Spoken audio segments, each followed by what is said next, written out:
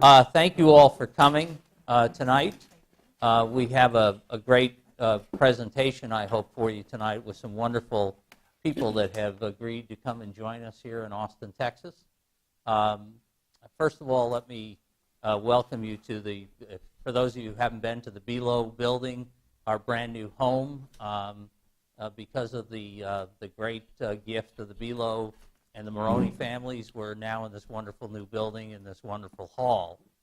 We're here tonight for the McGarr Symposium, and I would not be happy if I didn't recognize the person who came up with the concept of the McGarr Symposium, and he is here tonight as well, Cappy McGarr. So, Cappy, thank you for all your help. Cappy would take credit for thinking this up, but he was inspired by his two daughters, who are both writers, and they're good writers. So thank you, Cappy, and thank you to them. Tonight's panel also wouldn't have happened without the help and support and the phone calls of one Steve Wisnot. Steve, where are you? Are you here somewhere? Where are you, Steve? Steve is a former managing director of the USOC and got to know some of these folks in that role and other roles that he had in the past. So, Steve, thank you for your help in this as well.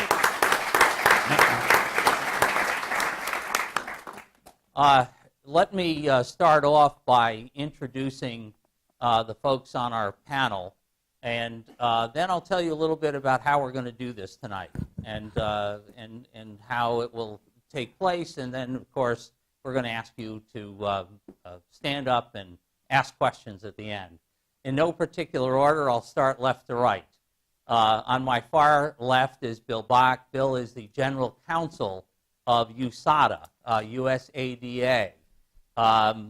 He is at least recently known for writing the so-called reasoned decision that led to the lifetime ban on Lance Armstrong. He's been general counsel, or a counsel, but now general counsel for quite a few years to USADA since its beginning in 2001-ish, I believe, and so has really been involved in all of this performance-enhancing drug issue that has engulfed cycling almost from the beginning of when it became such a public knowledge and public event and public controversy. So Bill will be talking more about how all that came to pass tonight and his thoughts on it from the standpoint of USADA. Sitting next to Bill doesn't really need an introduction, the three-time Tour de France winner, Greg LeMond.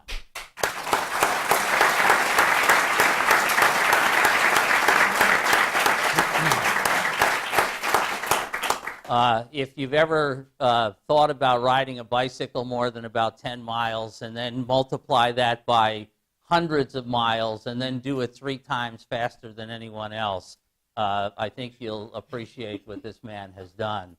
I can't sit on a bike for more than about 10 minutes. I can't imagine how he can do it for hundreds and thousands of miles. So Greg won the Tour de France in 1986.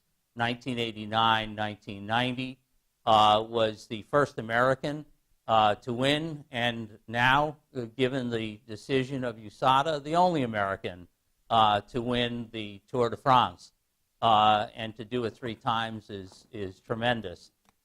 Greg has been an outspoken advocate of appealing for those to ride a natural without any performance-enhancing drugs. Part of that decision that he made to be such an outspoken advocate has caused a lot of pain and a lot of turmoil to him and to his family, and it'll be one of the things we'll talk about tonight. Sitting next to Greg is a woman who is never afraid to say what she thinks. Betsy Andreu. Betsy is married to Frankie Andreu, and Frankie was the captain, I believe, in 1999 of the first Tour de France that Lance Armstrong, won at that time since Strip. He was confronted, as all the other riders were, with the ultimate decision whether he would use performance-enhancing drugs or not. And as a result of an initial decision he made, there was a lot of pain and turmoil caused for him and his family. And Betsy's been an outspoken advocate of speaking out against the use of performance-enhancing drugs, and a tremendous supporter of Frankie in his role as a world-class cyclist. So, Betsy, thank you for being here as well tonight.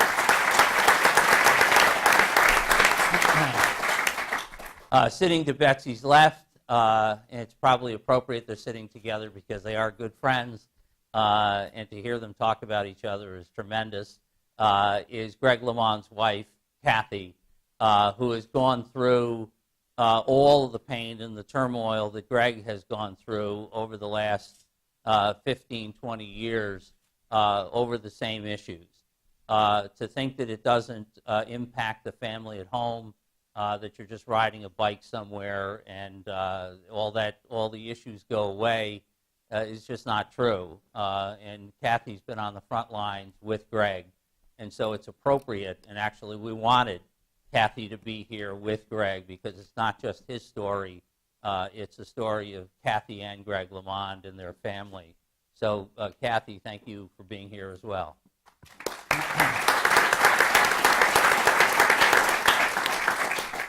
And last, but he would tell us not least,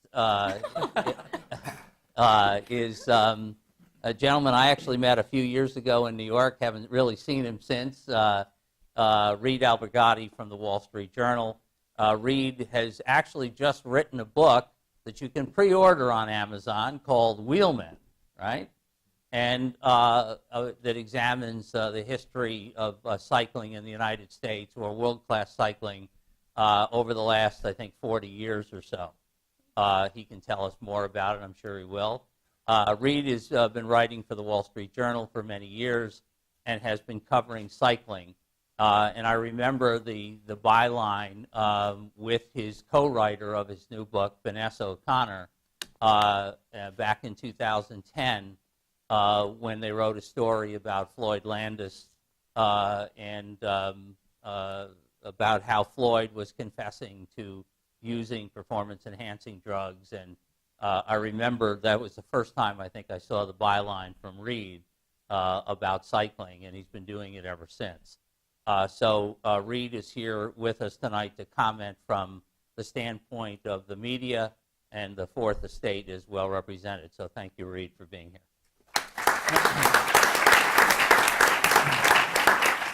All right, so what we're going to do tonight, it's not just a simple panel discussion.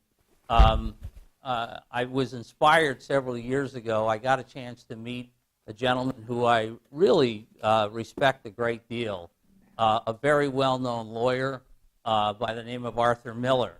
No, not the playwright, but a famous Harvard lawyer who started a series of panel and public discussions back in the 1980s called the Fred Friendly series, and he won several Emmys on PBS. And he liked to have a public conversation with the people that he would bring in. And so he wanted these people to feel like they were in a living room and they were having a conversation amongst themselves, and he would spur the conversation a little bit, but he tried to stay out of it. So that's what we're going to try and do tonight, is have a little living room conversation with these folks, and I'll try and stay out of it as much as I can. If it needs a little lead somewhere else, I'll jump in and probably will summarize a few things where necessary. But they're all ready to have that conversation. If you see them stepping on each other a little bit, it's because we told them to. Feel free to have that conversation, talk about the issues. Before we start that, let me just read something to you that Bill sent to me. You know the title that we're dealing with tonight about cycling and the culture and the price that you pay in being involved in the culture of cycling. And Bill sent me this quote that came from Lance Armstrong during a deposition in a lawsuit involving payment of some bonus money. And when Lance was asked about the mentality that you have to have when you're involved in cycling, this is what he said. We had one goal and one ambition, and that was to win the greatest bike race in the world, and not just win it once, but to keep winning it. And I suppose we could have been viewed as ruthless and evil and mean and cheaters and crooks and thieves and frauds, but we were not particularly remorseful to the people that came across us. We had this goal, this ambition, and it was our responsibility to perform and to do our job. That was the mentality of the team at that time. One of the teammates of Frankie and of Lance also wrote a book, Tyler Hamilton. We invited Tyler here tonight. Tyler couldn't come. But in his book, he talked about that mentality. He said this: the thing was, Lance was always different from the rest of us. We all wanted to win, but Lance needed to win. He had to make 100% sure that he won every time, and that made him do some things that went way over the line as far as he was concerned and in his opinion. I understand that he did a lot of good for a lot of people, but it still isn't right in the end. And that was Tyler's comment. So with that in mind, with a couple of comments about what it is, this mentality, this culture of cycling, let's have a little bit of a discussion. Reed, I'm going to start with you. We may as well start with the 50,000-foot view. The guy who's not participating, the guy who's watching it. If we had to, if you were given an assignment to write about cycling as it exists today with all the revelations, what would you say about where we are in cycling, what that culture is, and is there a hope for it, the way we're looking at it today? Yeah, I mean, I think, and you know, the 50,000-foot view, I mean, I'm not a cycling reporter, so to speak. I mean, I sort of take a business approach to this whole thing. But yeah, I mean, I do think that there is a hope for cycling. I think that you have to take this story that we're all here talking about today and sort of separate it from, you know, specifically just the sport of cycling, because it's so much bigger than that. And I think, you know, we probably, everyone in here, most of the people in here watched the Oprah interview and saw that. I mean, that admission, I can probably speak for everyone on this panel, was not news. And, you know, it was really just the very tip of the iceberg. And I think I see the Lance Armstrong story and the story of everyone here as it part of the whole thing, cycling, Lance Armstrong, it was a multinational corporation, really, with ties to, you know, you had the International Cycling Union that was tied to the International Olympic Committee. You had the U.S., you know, Cycling Federation, and that was tied to the U.S. Olympic Committee. You had big name sponsors like, you know, Nike, multinational corporations, Bristol Myers Squibb, I mean, huge companies, and you had the owner of Lance Armstrong's team, Tom Weisel, who, you know, founded the most prestigious investment bank in Silicon Valley. And all of it was sort of designed or had as one of its major goals to keep this one secret and to not let it out. And everyone on this panel at one point or another kind of stood in the way of that juggernaut, of that huge multinational corporation keeping its secret. And they all paid some price at one point or another. I mean, Betsy, you mentioned her husband was really blacklisted from the sport of cycling. Greg started a cycling company, a bike-making company that was a global brand, very successful. He lost that. That all fell to pieces. There was a lot lost in this whole story. And I think that's my 50,000-foot view of this. And then you have the sport of cycling over here, and it needs to just sort of figure out how to rebuild its image and its brand. But that's what I'm interested in hearing from everyone else in the I panel. think as long as the UCI is involved with the current management, I don't have as much hope for the sport. because they turned a blind eye. They saw under Hein Verbruggen and Pat McQuaid, you had the biggest scandals in cycling occur, and they just didn't care. And as far as I'm concerned, Lance had the perfect story because he was the cancer survivor. He was there into the North American market. So they just turned a complete blind eye to everything. Lance had the perfect story. He was the UCI's pawn. If it hadn't have been Lance, I think it would have been somebody else. But he had the perfect story and the same ethics. And so the combination with Lance and Hein Verbruggen it insulated Lance. And it really helped to put him on this pedestal and to create this big global brand that just seemed untouchable. You know, the win at all cost attitude certainly pervaded the team, as you shared, Mike. But I think that same sort of attitude also pervaded the sports governing body, and they viewed Lance as too big to fail. And that's a lesson for all of us. No body, no institution, nothing is too big to fail.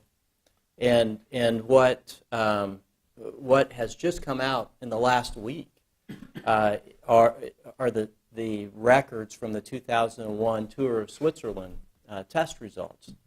And the UCI had evidence, scientific evidence in its possession in 2001 of the presence of synthetic EPO in Lance Armstrong's urine samples. Now, they didn't meet the positivity criteria to declare it a positive test, but as a scientific matter, it was known that there was synthetic EPO in those samples. And what did the UCI do over the course of time? I mean, you heard time and time again, they lifted Lance up as the face of the peloton. Every cyclist that came forward and tried to tell about doping within the peloton, they cut him off at the knees, perpetuating the omerta within the sport.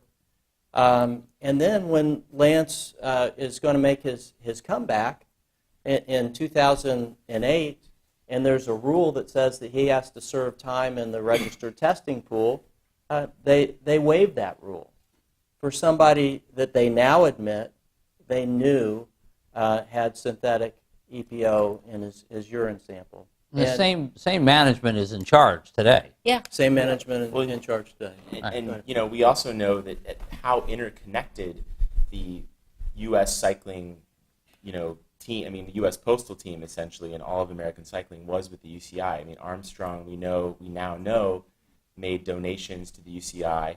We also know that the president of the UCI at the time, and by the way, they were in charge of drug testing. I don't know if we spelled that out. The president of the UCI had a brokerage account with Tom Weisel, who owned the U.S. postal team. So it was very interconnected financially and otherwise.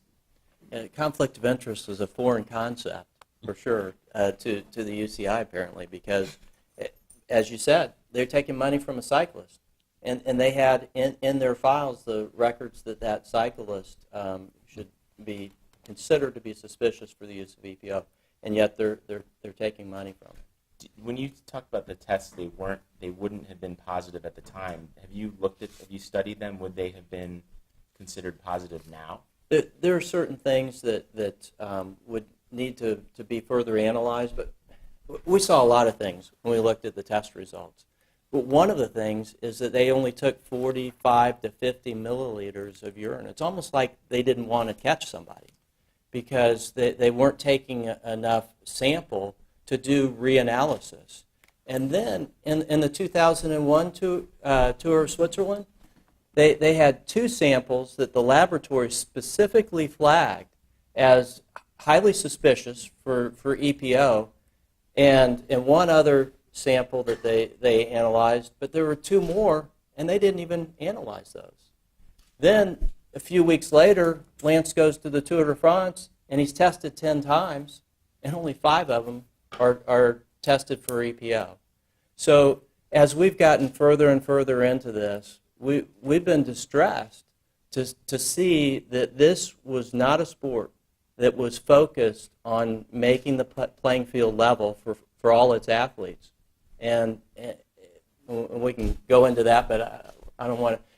But I mean, how does that make you? Well, I feel, think Greg? I think that cycling. I think that the issue even with, let's say, Armstrong and what's happened over the last 50 years actually goes way beyond doping.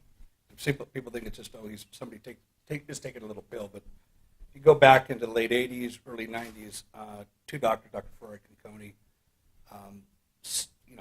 systematic had a system and perfected blood doping. Then Coney was, in research for the IOC to test for EPO. At the same time, he's giving professional riders EPO receiving cash. And during that period, from 1990 to 95, I don't know, 100 riders have died. I mean, interestingly, These aren't benign substances. this is not. I mean, there was a whole rash of justification. Oh, heart virus, but how many riders? They've got it down to a safer level, but those 100, that's They're real 100 lives. plus more have died. Yeah. But it goes back, I think goes back to the very, cycling was always kind of a free market sport where you had Tour de France, you had teams. UCI was literally just a place where USA Cycling, they were a place where you actually sent in your registration, got your fee, paid your fee. They gave a calendar, they trained officials to go out. The USA Cycling Federation existed for the Olympics and the World Championships, and they put on the national championships. And I go back to even the 84 Olympics, and if you understand what happened, there's an economic drive. All the coaches there, if you get a medal, you get $2 million more funding, which means a better job security. And literally before the 84 Olympics, I mean, I know a lot of the riders on it, these guys were told they have to blood dope. They were just weeks before the Olympics, and they heard that the Italians and Russians were doping. And I think back to that where there was a financial incentive by people who weren't the riders. The riders weren't making a choice. They were like, this is what you have to do. And riders are young. I mean, they're very impressionable. But that started to me, that was, cycling has always had doping issues. I hear that argument. It was a sport that actually been in the forefront for drug testing. Mm-hmm. By the 70s, 80s, they were, detecting amphetamines, basic testosterone, anabolics. I mean, anabolics they were testing. I'd say mid 80s is when Coney Ferrari came in with this doping, steroids. By the late 80s, early 90s, it was EPO, and it literally changed overnight, 1 year to the next, and it was they call it a race at two speeds. But it was when you think about these riders, a lot of these guys weren't even aware of what they were taking. It was, this is a hormone, this is good for you. And eventually I watched the riders who weren't doing that. I watched the economic impact of our team, the team that I was on, Z team, then it turned again. I remember 1993, I won the tour with that team, paid a lot of money for 3 years to win multiple tours. I won one. The following year, 91, was 7th place, but it was, when you're a racer for 10 years, there are no miracles. You know who your competition is. You know that this guy, I'm challenging him, and it's just a matter of peaking. But everything got thrown out the window. And our team went from winning to the individual and to winning the team classification. And by 1992, we weren't finishing half the team in the tour. And then I saw 1993, our sponsor, 92, the sponsorship was up, and we had a sponsor, GAN, which was insurance company. I broke my back here. This is why I'm sitting in this. It's not a girdle. And he's still It's here. not a weight loss deal. It should be, but I'm going to interrupt you because you brought up something about the people, the deaths that occurred. And I know Kathy wrote a very personal memoir on your website. And Kathy, I'm sure not everyone has seen that, but that hit home very quickly to you. Well, it hit home to us because Greg was on a team called PDM, and while Greg was on PDM, they had a positive of 2 riders, testosterone, that Garrett Yantunis had won at Alpe d'Huez, and that afternoon, Greg had some tendon surgery. We were in Minneapolis. We got a phone call, and it was the coach saying, we got it figured out. we got the secret. You know, Greg's going to win more tours. And And he Greg didn't and I ever were say like, that. He actually said, yeah, we have the program, kind of like Yeah. training, whatever. It was very vague, and he said, you're going to win more tours than you ever dreamed. right. And I'm like, okay, Okay. what is this? And 2 days later, gift on Denise was It was positive. positive. And then Greg immediately said, you got to fire I everybody. came back two, 3 Yeah. weeks later, and I'm like, holy cow! I was injured that year, and it turns out But I that was wanna the talk first about team that Johannes. was organized Yeah. doping. Yeah. So that really was one of the first teams we ever had experience with doping, that it was very clear their intention was to dope the riders. And as it just came out, they did dope all the riders on the Tour de France that year. On that team, What year was that? 88. 88. And that year, we became friendly with another Dutch couple and his young American wife. And long story short, one time the next year after we had already left PDM, they came down for dinner one night, and Annalisa says to me in the kitchen, oh, we figured out what's wrong with Johannes. He's low on testosterone. And Greg and I are like, everyone is low on testosterone on a Monday after, you do a stage race. That is completely normal to be low on testosterone. You're not going to have a big sex drive after a big stage days. race. No, 2-3 it days. takes a couple days. Anyway, That was my sign of recovery. Was okay, when I was horny. too much information. We are famous for that. Well, anyway, We can spend the next hour on that if you'd like. Go ahead. So anyway, so we tried to talk to Annalisa and Johannes and say, this is how they get you started. And if you look at Tyler's book, that's what happened to him, how he broke that barrier. But about a year and a half later, and we were friendly, but we were not friends. In the middle of the night, our phone rang, and it was pitch black in our bedroom, and Greg was home. And I found the phone, and I picked it up, and it was Annalisa Dreyer. And she was screaming. And she said, Johannes is dead. He is dead in the bed. And he had been on an EPO program, and they had overdosed him. And I don't know why her Dead, I mean, literally, when she told actually dead, was sitting there, waiting yeah. for the hospital, for the ambulance to come. And she chose to call us. And it was only because we were American. And you talked to her too. yeah, and so she came down and spent that next week with me at my house, and the whole time she was hysterical. She knew he had been on a doping program, and she wanted the autopsy results. And We never heard from her. we never heard from her. After a week of me calling, begging management for the autopsy, for more information, they convinced her to come back up to Eindhoven by herself. And I never heard from her again. They Although she told did you- speak to the New York Times and said that it was an EPO death. But she told you, or you learned, that the condition of his heart. It was as though they told her his heart was shredded. But that lends into the version that it was a virus. And No. I think it was EPO. She We ascribes don't it know to for EPO. sure, but that was the first of 2 teammates that died. Yeah. And after, I would say, 93, we went into the GAN. My last 2 years was GAN insurance, and already I won the tour, and I didn't even finish the 92, 7th, 92. Couldn't even start 93, and part of that is I've had, you go through all these questions, and I have lead pellets in me, and I got a shot, and I'm thinking I'm not training right, I'm eating too much fat, I'm skimming off fat, I didn't ever think about somebody's doping, and and then we flipped teams, and the pressure was for me, I took a reduction in my pay, went on a bonus, but everybody did. But 93, we were even worse. And finally, one of my teammates knew somebody in Once, and he stood up and he said, listen to our coach, Roger Leger. Listen, this is what they're doing, EPO, growth hormone, testosterone, blah, blah, blah, probably 10 different drugs. And it was odd because he said, either you provide the same or you lay off. You can't tell us to do something we're not capable of. These guys are, everybody's juiced to the gills.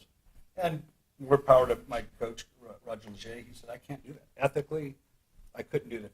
And that's a period when people were dying. So he left our team 94 for an Italian team. And he was, the last time I saw him was in Tour of Romandie, Switzerland, and with a teammate, Eric Boyer. And he came up, he's had a great attitude. I mean, as a person, he was always laughing, and he came up laughing at us. He's like, "Oh, you guys, you have no clue. You guys, no way you're going to compete." He said, "I just did the Tour of Spain. They call it breathing through your nose." And he said, "I didn't even train it. And I went through the Tour of Spain 3 weeks. I didn't feel my legs."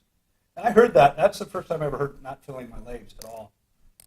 And the breathing through your nose, that's what you'd say when you're riding really well. You're not suffering. But he left. And I told my teammate, Eric, I said, "It's time to get out." And I didn't. It wasn't even really a choice. I was dropped in the 6th stage of the tour. 4 years before I won it. I won it 3 tours. And I couldn't make it. And it was basically I was chronically overtraining because one of my teammates, Juan Fernandez, the only other person I ever met, he's admitted to doping, but there's, But he didn't do EPO. He wasn't doing EPO, which is really the driver. But you forgot to say that Philippe Casado. I haven't finished. Okay. Well, Anyways, Philippe You'll get See Casado, why Casado Kathy's in that. I here? retired. Yeah. Philippe Casado died of a heart attack in 1995, January 1995. Months after I finished. those accounts really, bring it home. I mean, when somebody's lost their life, and one of the things that just flabbergasted me as I sat down with many of Lance's teammates was to find out that the health risks of using these drugs had never been explained to them. I mean, the misconception within the peloton, I think, is that there isn't that much of a risk. Well, these guys put the trust in the doctors. And so when the doctors say, "Don't worry about it. I'm monitoring what's going on. You're going to be EPO is no fine." danger than orange juice. as Ferrari said. Ferrari Right. had said that. They put their trust in these doctors. I can tell you in 1999, when Frankie was told he had to take a shot, and he asked, "What is it?" And Luis Del Moral said, "Don't worry about it." And he asked, "What is it?" "Don't worry about it. You want to start the race?" "I wouldn't give anything that would hurt you." And he took the shot. And I didn't find out about this until years later. And I asked Frankie, "Why would you do that? That's just stupid. I would never take a shot." And he said, "What was my option? The next day I'm not going to start the race and they're going to say I have some saddle sore?" And he said it was under the doctor's supervision. So they deemed it okay. The whole environment is tremendously coercive, and so one of the things that's in the report is the story of David Zabriskie, and how he began doping in 2003. Thought he was going to be commended for how he had finished in the Tour of Dunkirk, and the team director called him to a meeting, said, "Yeah, you did a great job. You have a lot of potential, but the guys in front of you in the race are using performance-enhancing drugs. The guys behind you are, and the only way you're going to succeed is to do it." So and they broke him down. And I won't go into the details. Pretty dramatic story because of the convictions that he had not to use drugs because his father had actually had a drug problem. By the way, let me interrupt you real quick. He was deemed the successor to Lance, from what I recall. He was going Very to be big this. talent. Pardon me? He was a very big talent. Yeah, great talent, and yet he couldn't compete on the same level. Right. And was but there was kind of there's an art to convincing these guys to use these drugs. David joined the team at $45,000. Second year they cut his salary in half. He's not making a lot of money. He's got this dream. He gave up college to pursue the dream. He's away from his family in a country where he doesn't speak the language. Young kid around all these hardened professionals. He's basically on his own. And now he's being told by the guys that he put a lot of respect in and who control his career that he's got to break this ethical barrier. And these guys are to a certain extent, they're almost defenseless. We talked about Christian Vandeveld, and when he got off of Ferrari's program, Lance called him in and started talking with him about the need to be on the program. So it's a tremendously coercive environment for the riders. But I think the biggest crime in that is there was one winner.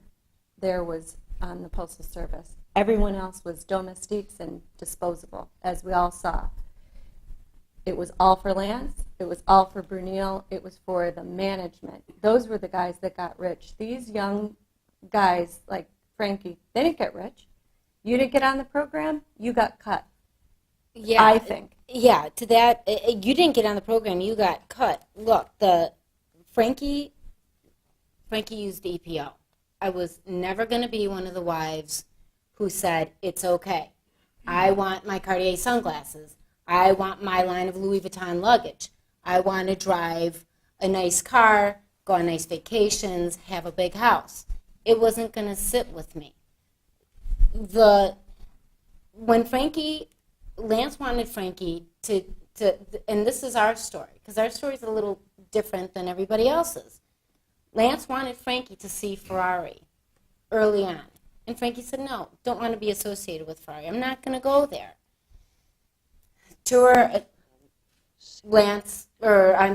Frankie ended up using EPO.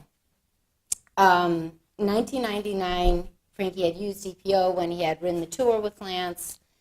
There was a huge, big fight that ensued. When I found out that Frankie had used EPO, he said, I won't use it again. 2000, he rode clean. He was chided. And it's in the, you can get it, you can see the emails, even before 1999, before the 1999 tour, how Lance chided Frankie for not being a team player, for not doing what it takes, for being selfish, for being arrogant. And in 2000, Frankie rode the tour clean. He refused to get on a doping program, and it cost him his team. Not only did it cost him his job with the team, with the Postal Service, but Johan went to the teams that had talked to Frankie and made offers to him, and then those offers went away because Johan had badmouthed Frankie to those teams. So it was a, so that's basically. What was the cost to see Ferrari? I mean, full on. It luxury package. But it was different. It was different for everybody because, well, one point that I want to say is when Kathy said a lot of guys didn't get rich. I think a lot of guys did get rich. Right. If you were on Lance's team, you made a lot of money. But he if was you were still on the stingy. doping program, I'm sorry, you if I did made that. a lot of money being on the doping program on Lance's Because team. you were on the tour team? Relative. if On you the think tour about it, team, on the tour So team. what I'm was sorry. it? What was that if you got onto that 9-man squad? I mean, what was the dollar figure that? I don't. I think when I spoke with David Walsh, when Frankie was pulling on Sestrier in 1999, and he did really well. When he did really well in that year, I mean, he was a power horse just on EPO. Frankie, when the doping that was occurring on the team was foreign to Frankie until he read Tyler's book. Because they had the two camper vans. They had the one that they called Chitty Chitty Bang Bang that Frankie and the other guys who were on the complete program were on. And then they had the one for Kevin and Tyler and Lance. And when they in 2000, when Frankie wasn't doing it, it was completely, I mean, it was career over. But David Walsh had estimated. He said, and David Walsh is the Irish journalist who was arguably one of the very first journalists to go after Lance, said that had Frankie been with Lance on the program, we could have had millions in the bank. Yeah. We wouldn't have to worry about paying for college. We wouldn't have to worry about paying the mortgage or me opening up my mouth to say this is wrong and we have to do the right thing. We wouldn't have to do that. No, but my point is, Lance presumably made $15 or $20 million a year, and the guys that were jeopardizing their health to help him make $15 or $20 million a year, even if they made $1 million a year. And I know Kevin Livingston was making about maybe 300. He asked for 400. And But how it much- wasn't worth it to the team, and he left to I think it was Telecom, so he made 600 or 700. So actually, they weren't making the premium. They weren't getting the. Right. They weren't getting what. Imagine if I always think I want to let Frankie and all these riders literally give themselves to a leader, and what separates, and I would say that most of these cyclists, I would say 99% are not bad people. They're cyclists. They're people you know. It's kind of like drug addiction. It doesn't really discriminate, and the sport does have. But there are people who actually choose not to do it. So like a guy like Christophe Basson, he ended up making zero because you didn't have it. If you didn't do it, you're out. You couldn't compete. You would not. But Frankie rode clean in 2000. But he didn't have a job after that. Well, yeah. Right. So. But you could compete. No, but my point Oh, is you you can could compete. compete. Of course you can You could compete, but you But- weren't going to but the make culture- hundreds and hundreds of But the thousands culture, of like you dollars. said, though, the culture was, there were very few teams. The French teams were probably the exception that actually, the 98 Festina affair was so dramatic, and the government actually implemented extra drug tests, and it was such a big risk, and I think that there were a few riders, a few teams that you were able to keep on, but the culture of Postal, Frankie didn't do it, he wasn't welcome there. That's No. kind of and what that's I'm where I saying. think in 2000 was the turning point because when Frankie rode the tour, he rode well, but he was tried from not being strong enough, not doing what it takes, and his salary was cut, and then he didn't have a team.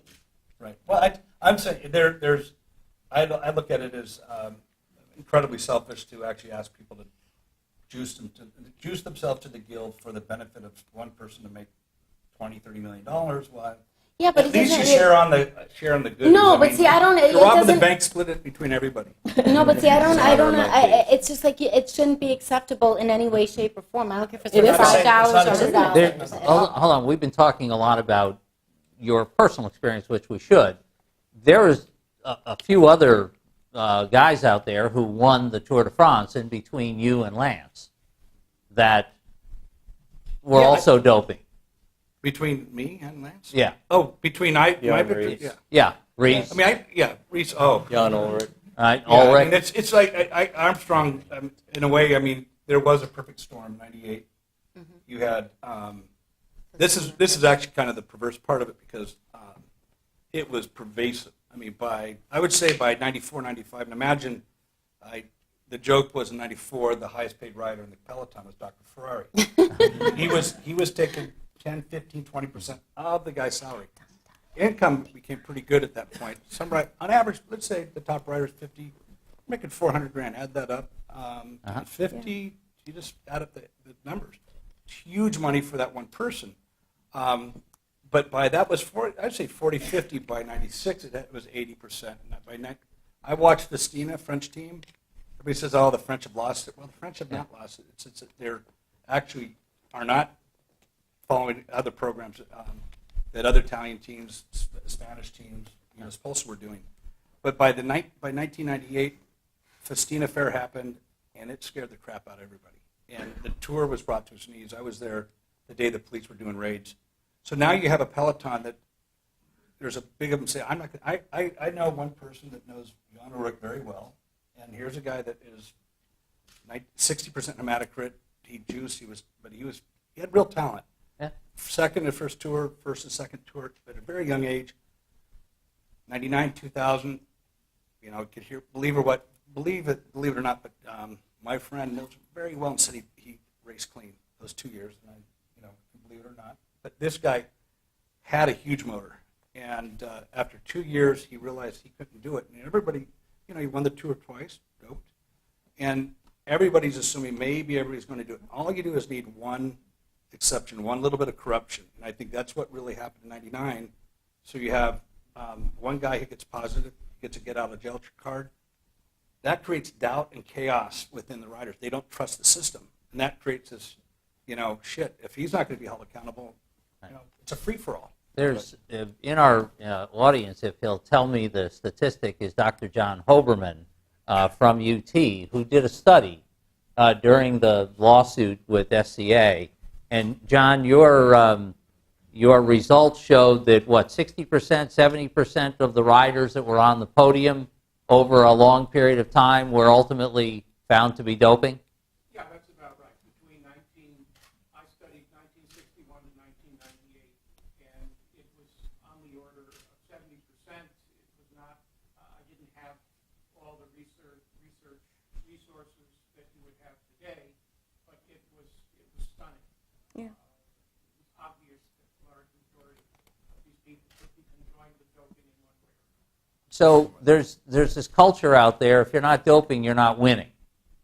And it starts happening sort of on your watch when you're out there pedaling away, and all of a sudden you find out you can't do it anymore. Yeah, I actually believe it. I mean, the thing is, I was very fortunate, and I don't read forums. I've heard forums. 3 injections, iron injections. I kind of laughed because if I took some illegal drug, I had a journalist with me, and I did. I had a hunting accident where I lost 60% of my blood volume, right lung collapse, lost 30 pounds of muscle mass, went from 140 to 121, 2 years before. So I actually never even went to a medical doctor for a checkup. And I'm struggling. I'm coming back, and there's a lot of other things that happened to me, but I ended up having 3 iron injections just because of a friend that said I looked like a woman who's menstruating. And I have no clue if they help. I know that I had horrible allergies. I know that it rained. Who knows if you go through cycles. But I know this, that I know riders that race clean, did Andy Hampson, Steve Bauer, Paul Coakley, the team I was on. I mean, anti-drugs. Never saw any drugs on my teams. By the 70s and 80s, it was a swan year. It was a rider. Never really organized. Now, I'm a little naive. I didn't realize maybe some of the Italian teams were organized. PDM was the first one that I, just said, this is crazy. And it wasn't even said. I had to it was just red flags were going off. This is not worth it. I left that team. It's not well written, but I had a contract for $200,000, 88, 89, $400,000, and I went back and said, Denise is off. Whoever gave him the drugs are off. And within 2 weeks, my name was trashed. They said I was, how dare I haven't raced that year because I was injured. He's asking for a raise, and I actually worked out really well. But I ended up going with the team and got paid the day after I won the tour a year later. But I chose not. I just chose not to be on a team. There were different drugs in the 60s, 70s, 80s. Everything changed with the blood, oxygen. Yeah. I've got a question, Mike. Yeah. I mean, John points out how the substantial percentage of the peloton that was doping. We know this has been going on for 20, 30 years. Somebody that you're observing the sport, I know this is supposed to be our business, but how are we going to change it? What can be done? Well, a little above my pay grade, but maybe I can weigh in. I mean, obviously, one thing that we've learned in covering this is that drug testing alone just doesn't work. I mean, I think, and one thing to point out, I mean, I don't know how familiar with the audience is with the history of all this stuff, but USADA is not that old. I mean, really, it was created about the same year Lance won his first Tour de France. No. So it's really grown, or maybe the next year after, actually. So, it's really grown up with, as this whole scandal unfolded, USADA really grew up. And I think, I can speak for you here that USADA probably realizes that drug testing alone will not do the job. There has to be intelligence gathering. There has to be, you have to offer, like USADA did, riders deals to, when they do get caught, to come in and just come clean and talk about everything they know, how the doping works, how they're getting around the tests, and to get smarter at it. But I think the underlying thing that needs to change is the culture of sports. Yeah. It will never, the only thing that can really clean up cycling and just all professional sports, and maybe even not professional sports, is just the culture people not wanting to dope anymore.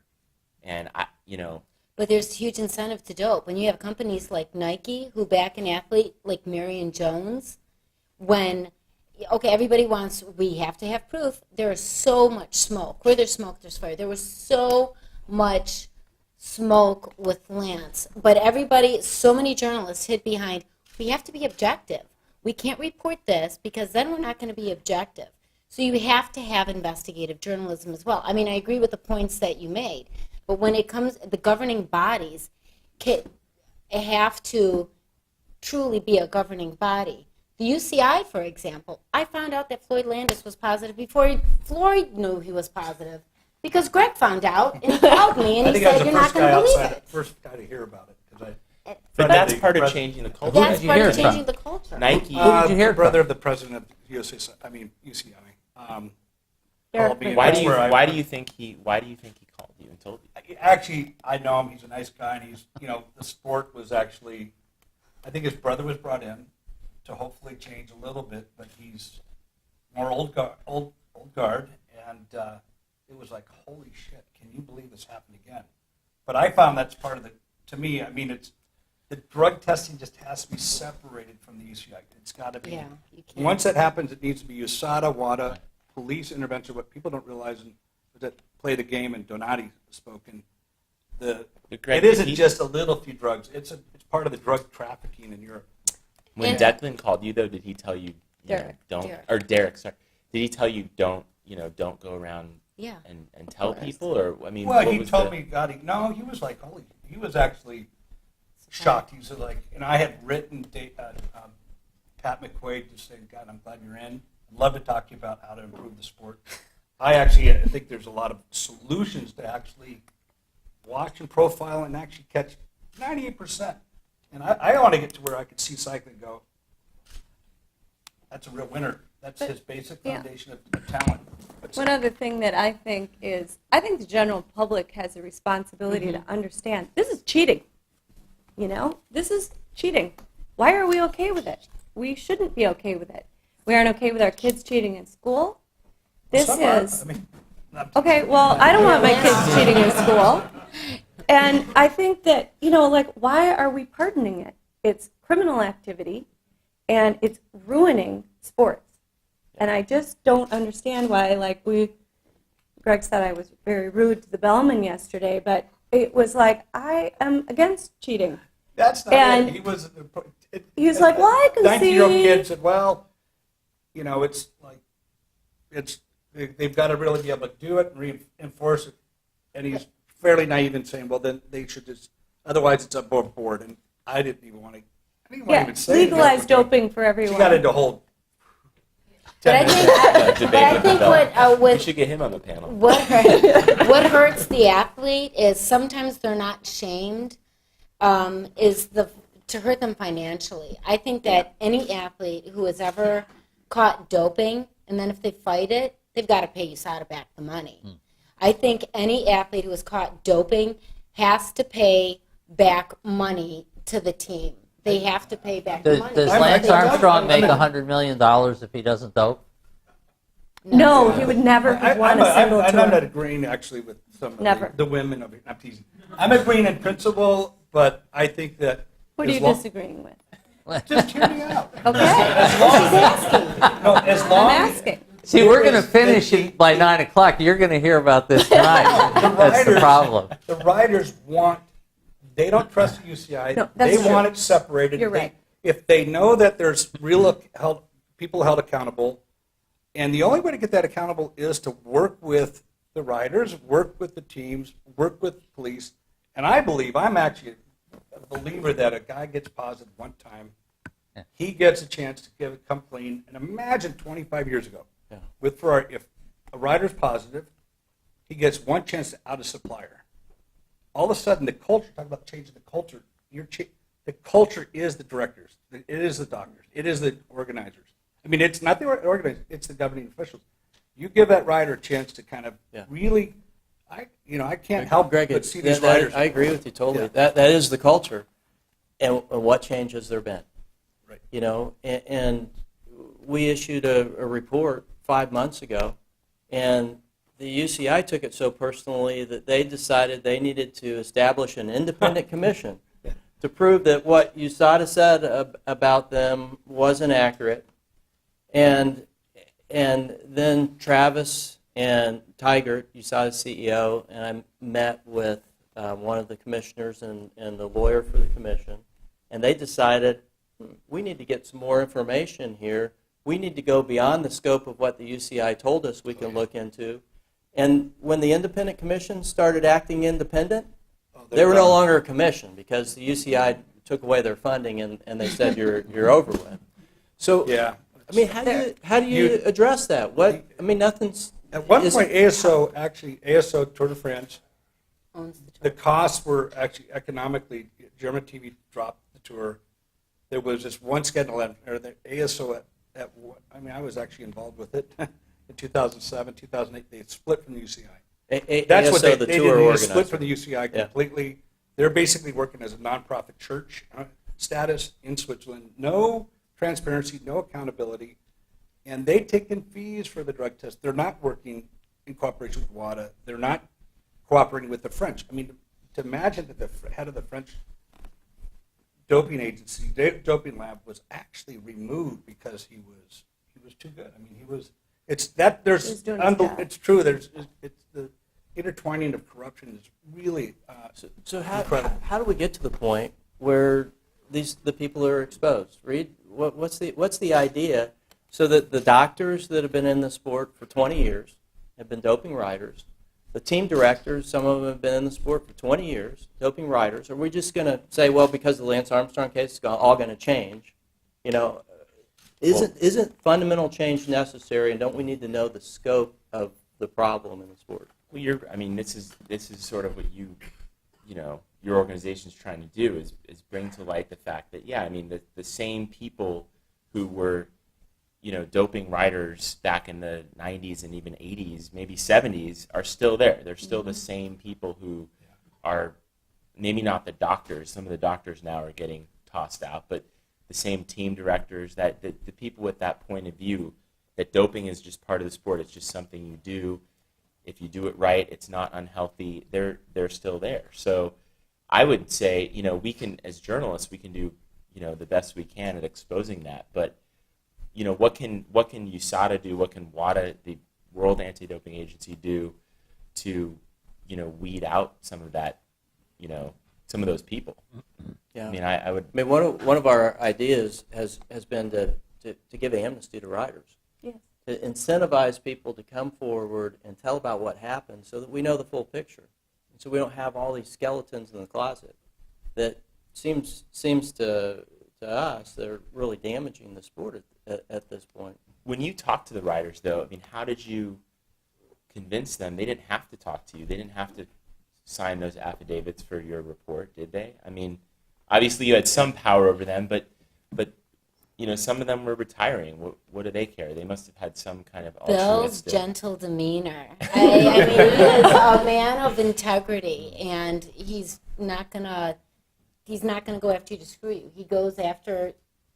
He wants the truth, and the truth is what is the most important. Well, thanks, Betsy. But what I really think happened is that these guys got tired of living a lie, and so they were at a point where they wanted to unburden themselves.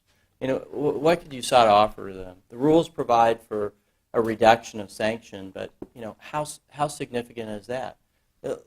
Christian Vandeveld, David Zabriskie, and many George Hincapie, Levi Leipheimer, they're coming forward and putting their name on the dotted line of a sanction form for the very first time, and exposed to the world as somebody that used performance-enhancing drugs. So, the sanction reduction is not much in comparison to what they faced. They were going to lose titles.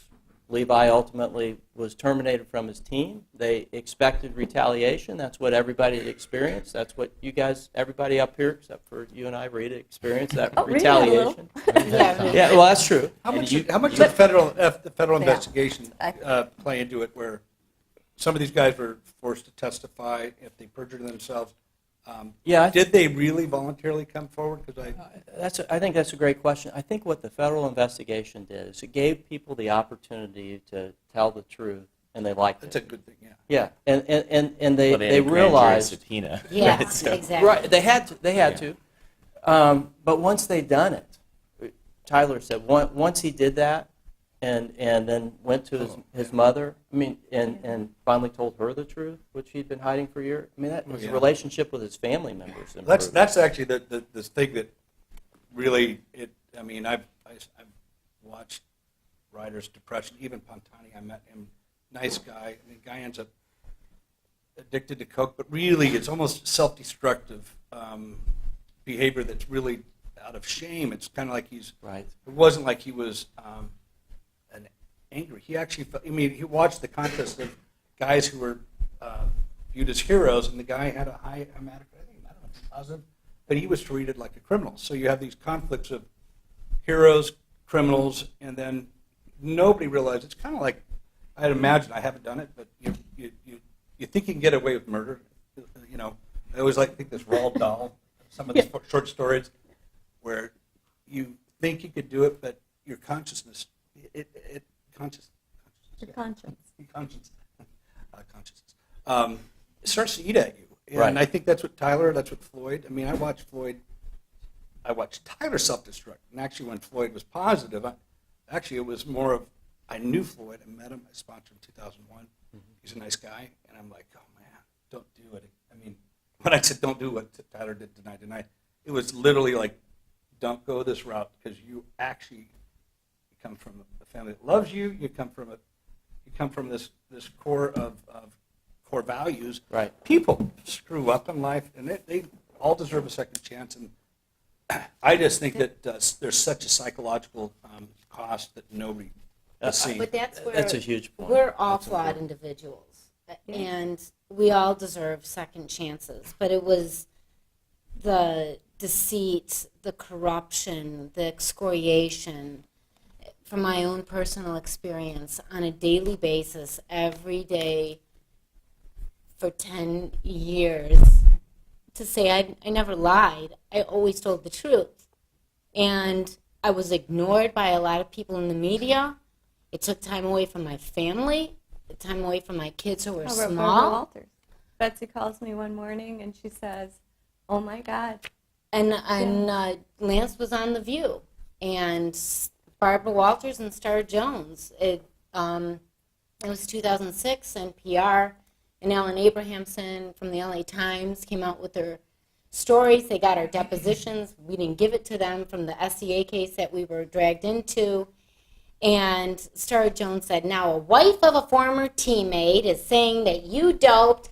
Aren't you just sick of it? She's just a mouth. And Barbara Walters said, aren't you just sick of it, Lance? And I called up Kathy. And this is what I was dealing with on a daily basis. And It's like, I'm ironing, and yeah. Barbara Walters is talking about me. Like Yeah. I'm some big liar. Yeah, and I mean, and the fact that, my gosh, Greg was painted as this jealous, hateful person, and maybe to you guys, you think, okay, it's a little name calling, you know, just get over it, deal with it. It went far beyond that. It was, I'm going to try to destroy you. I am going to try to ruin your reputation if you don't go along with it.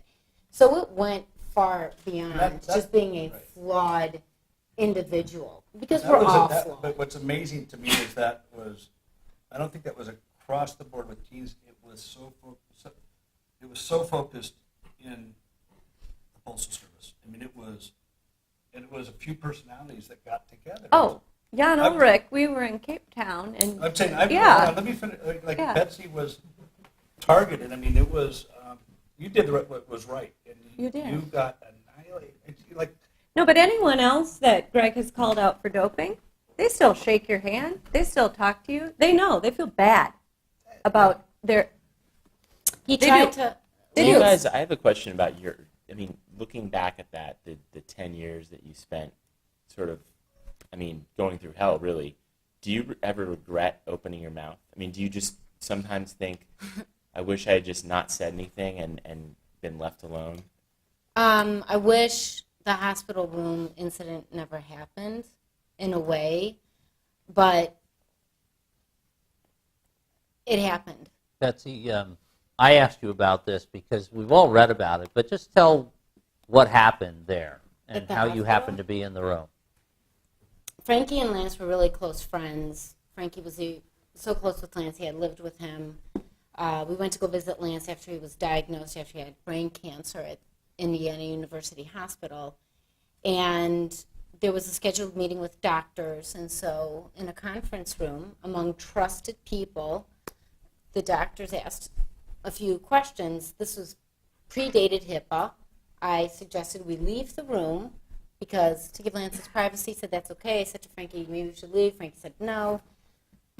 Few banal questions, and then boom, have you ever used performance-enhancing drugs? And he answered nonchalantly, yeah, testosterone, cortisone, growth hormone, EPO, steroids.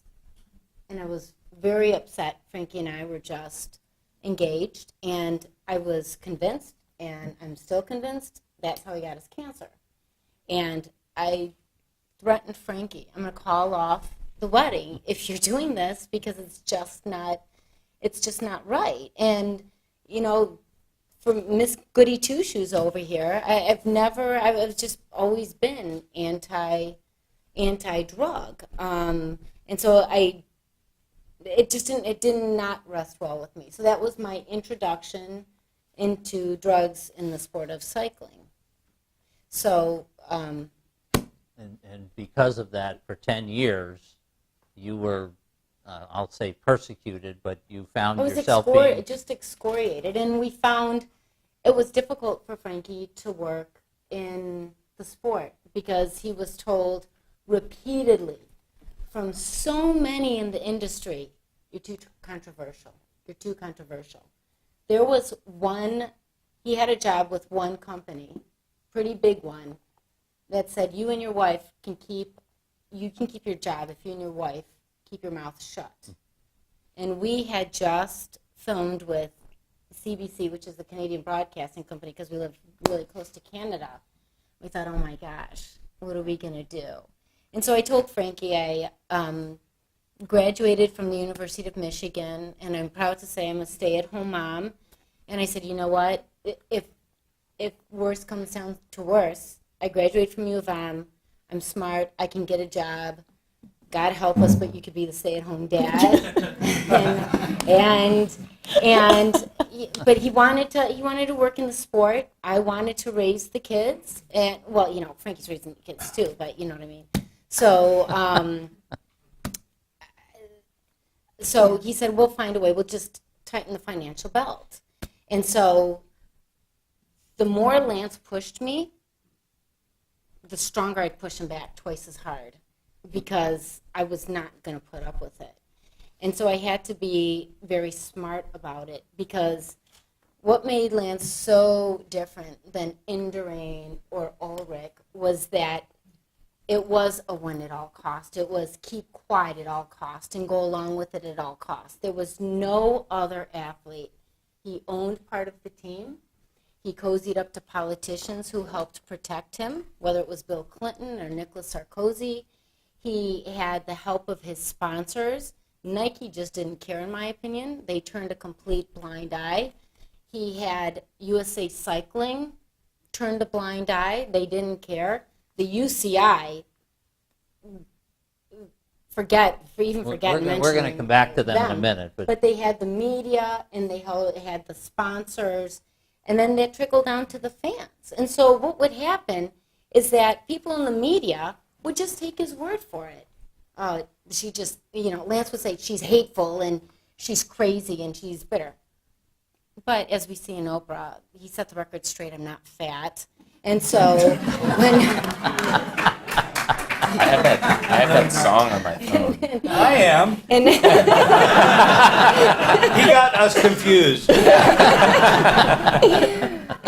so he had this bubble that was unseen by anybody, whether it was I can't think of any other sports personality, sports celebrity that was so inoculated like Lance was. And so I just thought, okay, this is what I'm up against. but I've got something he doesn't have, and it's the truth.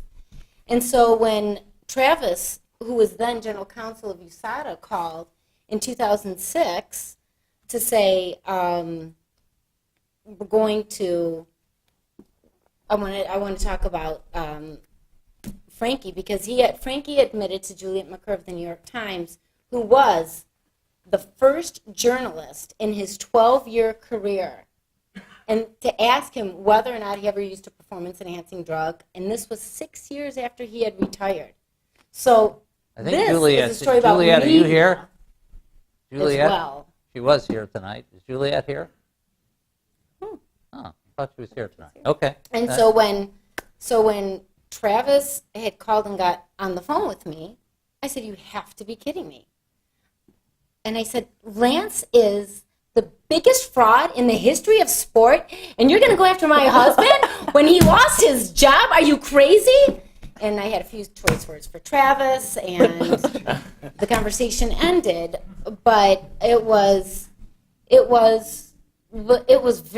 painful. But again, I had to work it smart. And then the journalists who were interested in the truth and wanted the truth, I always thought knowledge is power, and when it gets out there, you're not going to be able to suppress it, because the truth is just too powerful and too big. So it But took she also asked, but she did ask whether Lance doped as well, right? And Yeah. I mean, And I think Frankie said, "Well, I don't want to get into that." so did you want him to come clean at that point, or to tell the truth about? Well, I Lance? told, because Juliet was going to do a story on me, which was the woman who stood up to Lance Armstrong, and it never turned out to be that. But I told Frankie, I said, "Look, I am not going to be one of those wives who stands by your side while you lie. I'm not going to do it. The sport has a problem. Frankie always hated the doping in the sport. He started his career clean, spent the vast majority of his career clean, and ended his career clean, and it cost him his job. And so he said there's a problem. And so that's why he answered the question honestly. And then what did Pat McQuaid do, who is the head of the UCI? He said, what good is he doing? What does he want to accomplish by saying this? Just wanted to completely ignore anybody who had admitted to doping or had tested positive, who had knowledge of Lance. Pat McQuaid just didn't want to know. He didn't want to too. I know. remember a writer, Zanetti, Italian writer, went to the dentist, came out, died of a heart attack. And a guy named, there was a team called Amore Vita, which was actually sponsored by the Catholic Church. Amore Vita, Love and Life, and Fanini came out and he just said, it's time we all look at ourselves in the mirror. We're all going to be dead. Riders will be dead by the time they're 50. And the president of the UCI, this is where I get pissed. It's like, not the riders, it's like the boss. Verbruggen just said, "Hey, if you don't like the sport, get the hell out." That's the response of a guy who's like, "Oh my God, we're dying here." And so that's really, I think it's important to understand too. Lance was not alone, and Lance is not the first in that. No, and what I I'm saying agree, is I that agree. there was a team effort there. It was a masterful job at PR, political, pulling the strings, paying favors, getting favors. But I think what set him up, I don't want to even make this about Armstrong, but set this whole period in cycling apart was that there was payoffs, there were, bribes, and then when you think of that, that means it's not a level playing field. One rider, maybe a few, and I kind of, this is alleged, but I look at the irony that every rider that left that team was positive. Floyd, Tyler, Contador. Harass. You got to remember the drug tests, how they're done. UCI, you go in, hasn't changed since I'm cycling, except for the blood test. But you still go in, you pee in a vial, they get separated. The people in it, UCI, a doctor, all it takes is one guy in there that goes, "Oop, flip this out," goes to the lab, it's clean or it's dirty. And so, that's where I look, and I no proof of that, but that's where it threw everything into kind of chaos, because it's, I am not seeking out information. I had no vendetta against Armstrong. I actually was a big supporter of him. I had everything to gain financially from him succeeding, but I was brought information, and part of it was I was the Tour de France winner and an American, but people within the sport that knew what was going on, the professionals, the teams that were in there, they couldn't stand it because it wasn't just that there was modesty and shit. I got lucky. I did this. It was no. I'm better. I train harder. I'm better. And as a pro, I know I raced 14 years. Bullshit. That's every rider is dedicated. Everybody trains. I would say there's a variance of 1% of training dedication. If that. I raced 100 races a year, and I can't figure out how you could train harder than 100 days, 120 days of racing a year. So the myth and the fallacy and the kind of the story was denigrating to everybody else and propped one person up. And that's really, I thought, was really hard for me to take. And in fact, I heard about the hospital room. You don't even know this, but October 1999. So it's bizarre. Like for me, it was like this one little information here, a little bit here, and it's like, you know, I will not say that guy's a doper. I question wattage. I believe in there's science and profiling and cooperation with law officials. You can actually get a sport that's legitimate, and you could actually look at it and go, "This is great." And this is not just a cycling sport. The problem. Goes to every world-class sport. But see, if we were to make doping in sport a federal crime, like it is in Italy, in Germany, in France, it would be completely different because nobody wants to face jail time. Well, if you made it, What do you, But you're what not do you gonna- think of that idea? I mean, should it be a federal? I don't know. crime? It seems like every time we got a problem, we want to criminalize it, right? So But it's different than addiction. I think I- this is different. This is different addiction. This is actually. right. Drug trafficking. But I think there's. Well, you're trying to make money. You're taking somebody else's money by drugging. But you got it. Riders. I watched it. A rider that, you see these studies of social pressure. A guy single by himself would never choose to do that. You get him with 30 people. The social pressure is incredible. So you've got to give those riders that one chance. Come clean. Second time you're out, and it's tied to financial costs. There's got to be a financial. Well, thing. there's I want to hear about the UC. You said some things to me, and if you could just talk a little bit about. You did the investigation. The USADA had to take over. Federal government was out there and all of a sudden dropped the case. This has been going on for years. There's the deposition in the SCA case, so there's some work being done.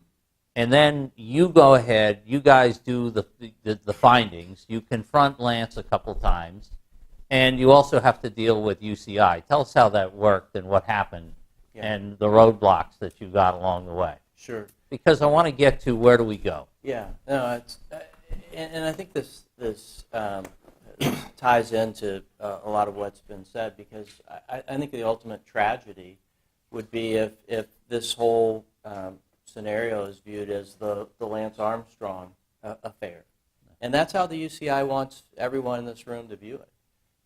Their view is now, and it was Pat McQuaid in his press conference, is that Lance Armstrong has no place in cycling. And they want you to believe that, look, here's the problem over here. It was Lance Armstrong. Okay, now look over here. It's a different era. It's the same people involved, the same problems we've always had in the sport.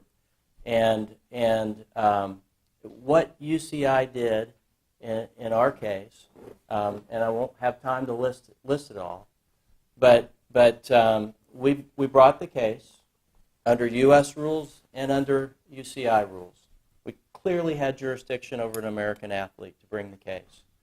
We went on for a month, and when Lance Armstrong's lawyers filed a case in federal court here in Austin, Texas, and took the position that Lance had only agreed to play by UCI rules, not by U.S. rules, UCI dramatically changed it in about face, changed their position, and said that's right. That's the position, and they asked us to drop the case. and they didn't just ask us, they demanded that USADA drop the case. We work with a lot of international federations around the world, and we cooperate and work effectively with those international federations. And when we have a case against an athlete, and we ask them for all the test results for that athlete, they're turned over by the IAAF and the International Federation of Track and Field and other federations. We asked the UCI for the information on Lance Armstrong, and they said no. He hasn't consented to you having that information. Wow. So unfortunately, even in the Armstrong case isn't the only case where we've confronted that sort of an approach by the UCI. The UCI, as we've talked about, went after our witnesses during the case. They told everybody we've asked USADA to investigate. But then they go out in the media and undercut the witnesses that we're trying to get to cooperate with us and impugn their integrity. Oh, yeah. I forgot scumbag is what the president said. And then we'll get to the end. They announce that Lance Armstrong has no place in cycling. They accept our sanction. Why? Because now the world knows, and it's out there on the internet. They had no choice.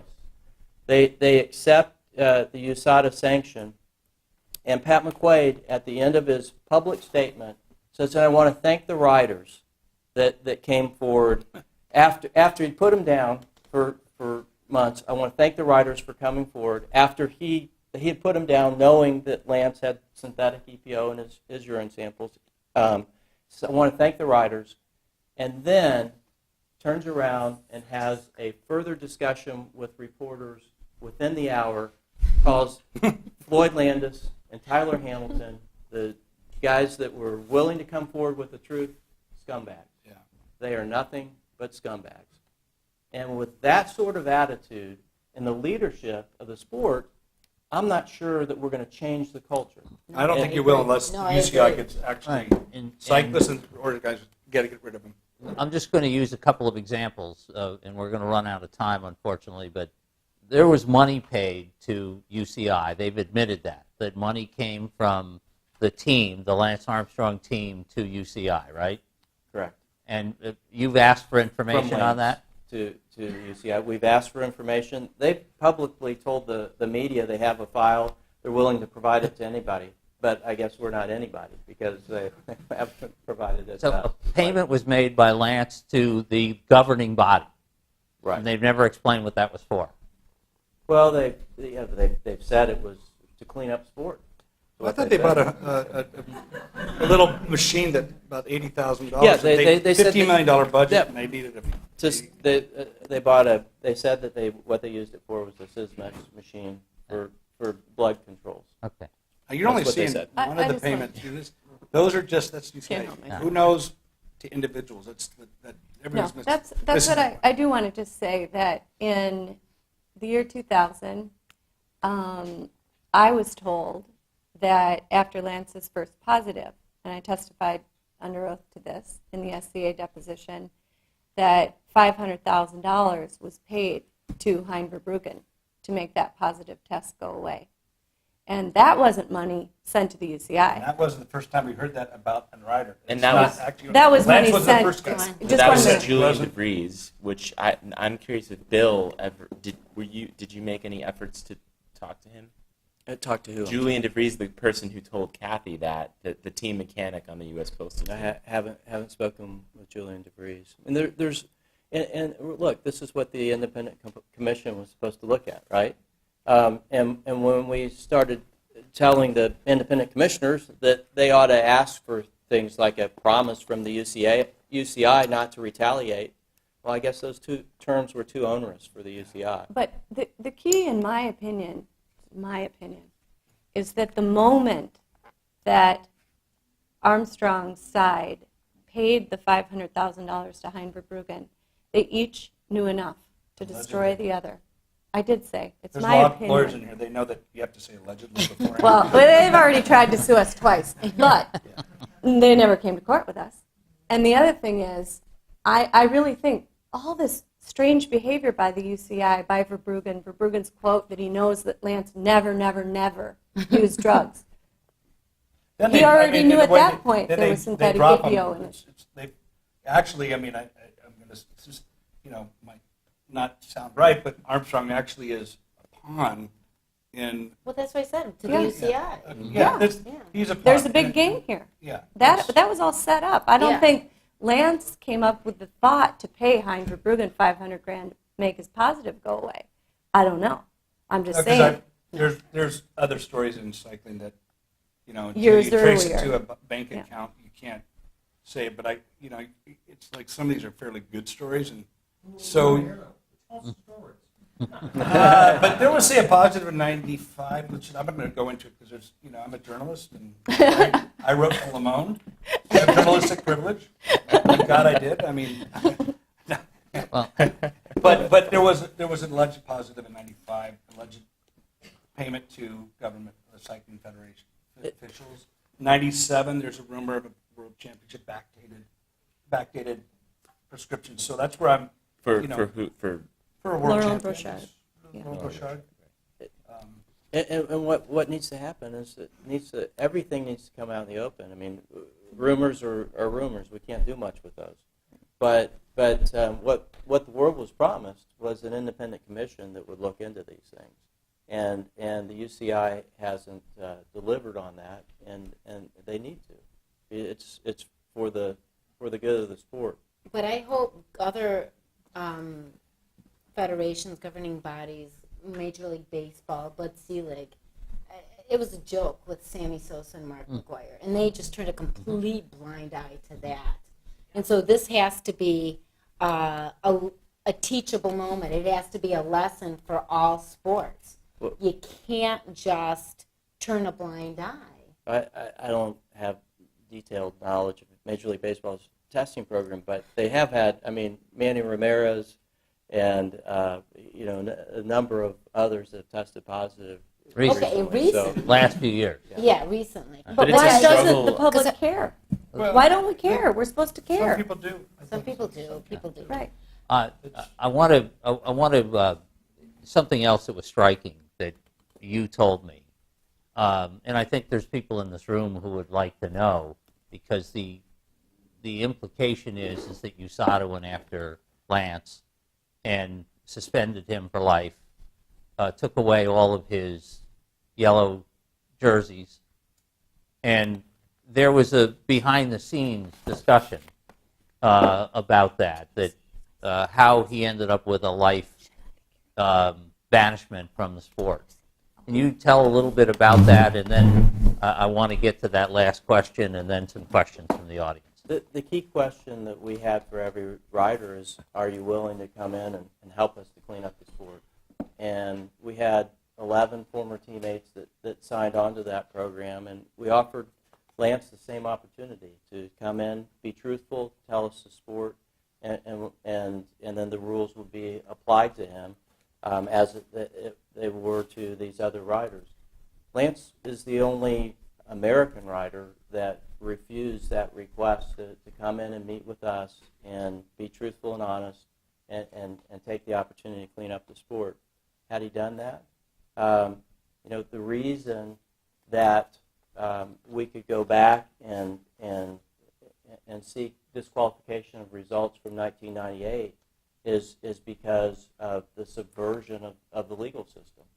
If he had been open and honest with us and come in, there wouldn't have been a basis to do that. So his situation in sport would have been considerably different.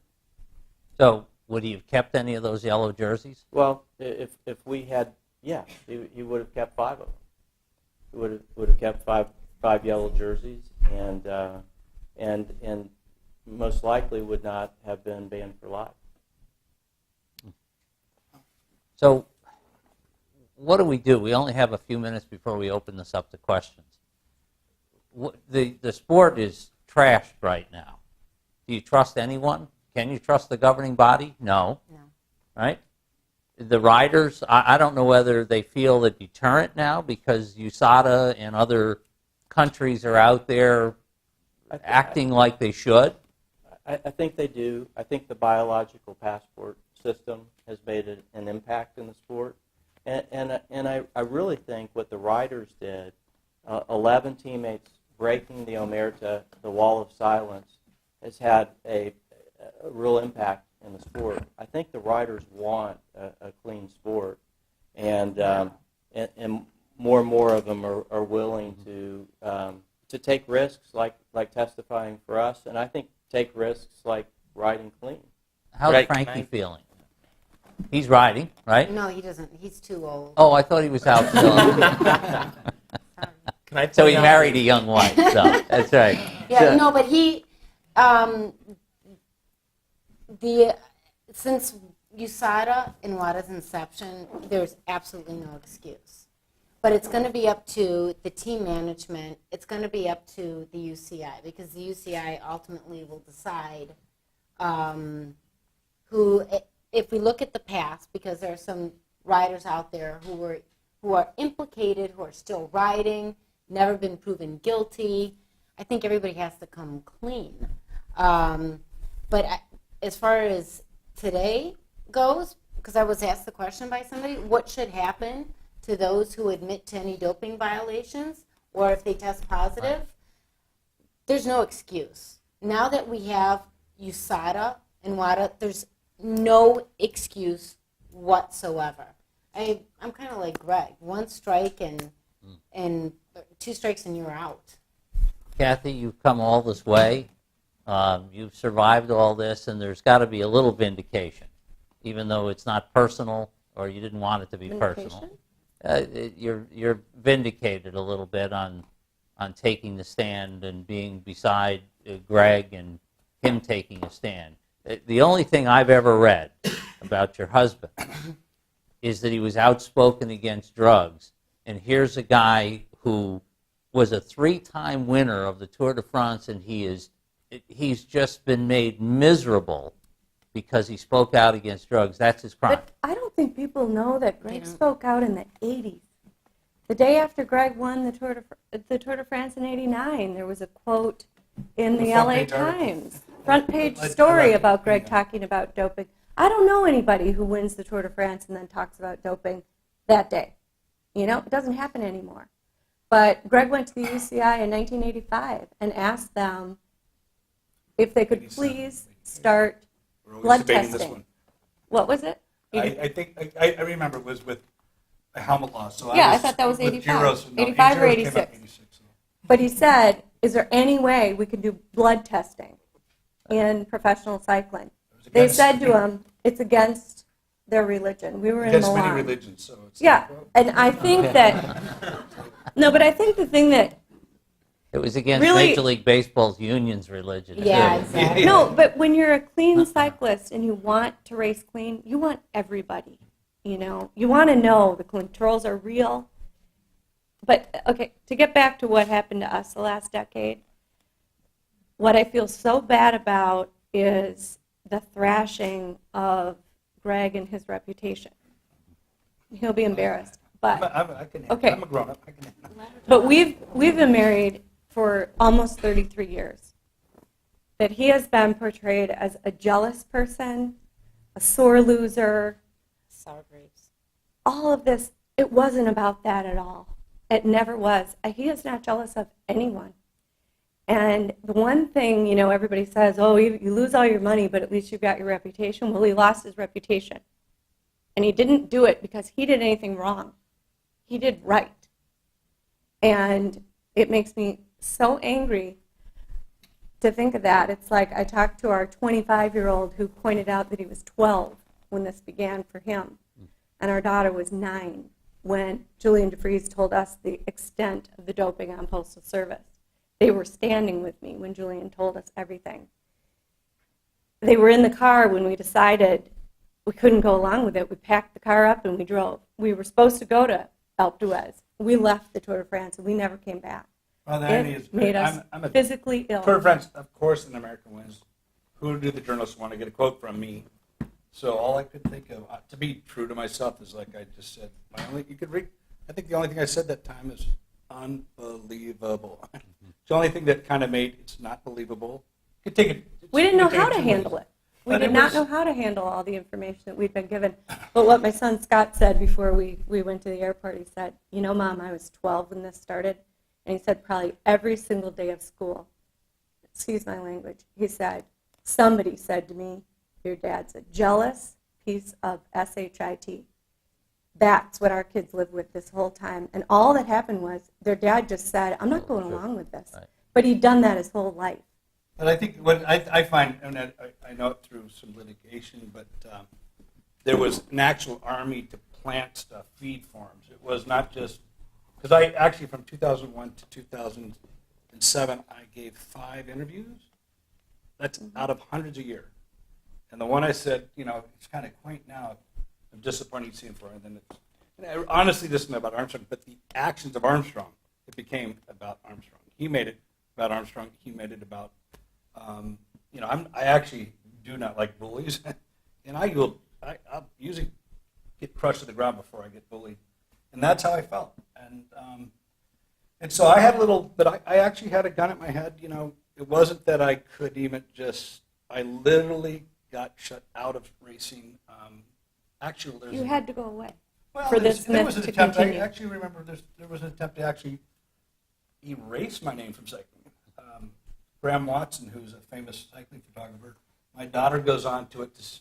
Somebody tweeted that he had a whole archive of cycling photos. So you had, you know, Enduran Merckx, and you go to my site. It's and this has affected my kids. It was labeled Fool. But every name, it wasn't just Greg Runt. I was, you know, Fool. Now he happens to be in partners with Armstrong. He keeps his archive here. But these guys profited, and not only did they profit, they went along with. It's actually, I don't get it. It's criminal behavior that happened within this deal, and it wasn't just a simple, you know. It's I not have my just a simple opinion. They have their doping case. opinions. Yeah. I would have loved that. Just it probably not gone anywhere. Just I had an opinion. I mean, you've seen Ferrari, which I explained before. Ferrari wasn't new. I mean, he destroyed so many lives, and so for somebody who is, I said, preaching that he's just better and stronger and trains more. Same thing you see in Ferrari, which honestly he was a magician. But he was, I mean, Ferrari was the type, his own daughter was a triathlete. He juiced her to the gills. They caught him in a triathlon pacing his daughter. He had knee-high socks on, glasses. That's the mentality of Ferrari. It's cheat at all costs. Cheat to win at all costs. And, I think there's a lot of riders truly that never anticipated getting the sport that did this. And I'm hopeful. I'm hopeful that riders want to change. I think the racers are going to do it. I'm not optimistic with UCI staying involved in the doping. I don't. Most of the big scandals have been criminal. Festina, it's always been police because it's trafficking. And one thing I just want to state, and I hear this argument about legalizing it, and legalize doping. Let everybody. It's a level playing field. Now, drugs are very powerful. There's FDA. You have hundreds of countries, and what you guys don't know, I got a video that I got from a guy, a writer, and it's like a heroin den. It's an IV butterfly, guys digging through vials, breaking them open, and it's just this big, long syringe. And it is not, it's not one writer taking an aspirin. It's not taking, what everybody thinks. But I look at it, think of the complications. I know that Manzano, this is an example. Manzano was a Spanish writer. He was one of the first to really expose what was happening. But he passed out on the stage. And his director On the comes road. up. On the road, in the tour. And his director came up to him and said, the guy's dying. You don't talk about this. Don't tell him when you Don't get to the ER what you're on. So he goes to the ER, and again, the guy had bad blood. It was either that or hemopure. Something like Got a dry mouth. But anyways, he came out and he said, imagine the antidepressants and their withdrawal, and it could throw people into suicidal positions. But they were handing antidepressants out like they were candy. I mean, It's not just testosterone. It's not just growth hormone, which is already a lot, but it's antidepressants. It's all this mixture. And these riders have no clue. They get fired, go cold turkey, boom. But Manzano at the hospital, his director came up again and said, "You talk, you're done." This is the guy's dying, and so that's kind of those are the stories I go, whoa, that's not worth it. Reed, any final thoughts before we turn it over to the audience to grill you a little? Sure.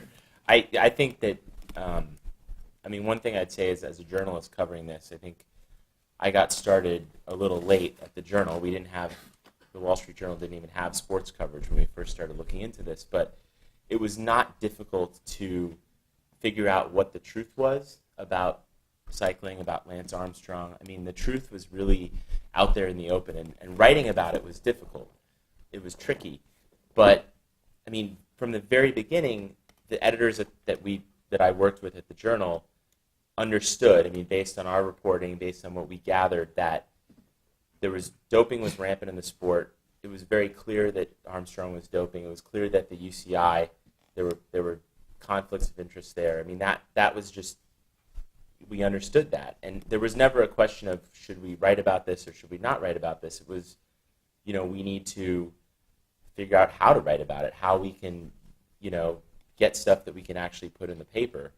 And it was a lot of work. It took years to, get to the point where we broke the story about Floyd Landis, and that, I guess I'm thankful that I wasn't under the pressures of some sports reporters out there who, had to weigh whether they should expose this and lose access, or maybe lose their reputation in the sporting press.